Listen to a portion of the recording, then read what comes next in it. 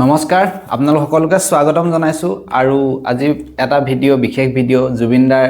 জন্মদিন উপলক্ষে যেহেতু আজি জুবিনদাৰ 53 সংখ্যক জন্মদিন আৰু এই জন্মদিনটোত জুবিনদালৈ বুলি প্ৰথমবাৰ মই এটা সৰু চেষ্টা কৰিছো জীৱনত প্ৰথমবাৰ এটা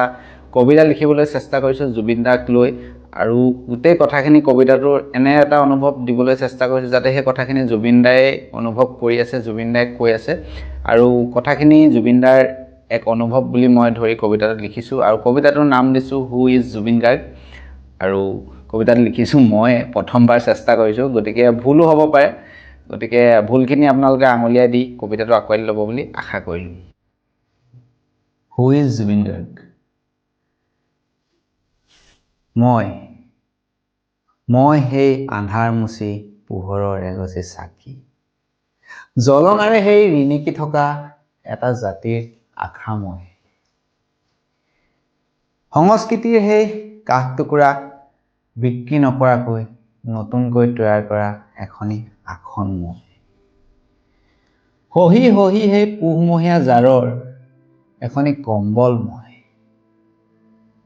মই সেই উত্তাপ এটা জাতিৰ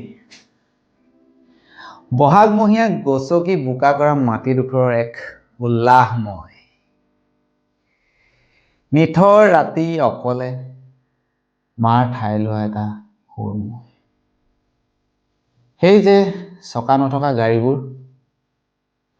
সেইবোৰ চলাবলৈ চেষ্টা কৰা এটা ইঞ্জিন মই বৰ গধুৰ কেতিয়াবা আকৌ মই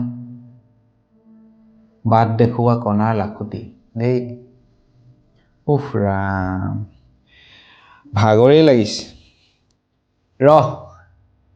পেগ এটাকে বনাই লওঁ এই সুৰৰ মায়াতে তেতিয়ালৈ তহঁতি মোৰ চিনাকি কৰাই থাক দেই কিন্তু কাকো নুসুধিবি হু ইজ জুবিন গাৰ্গ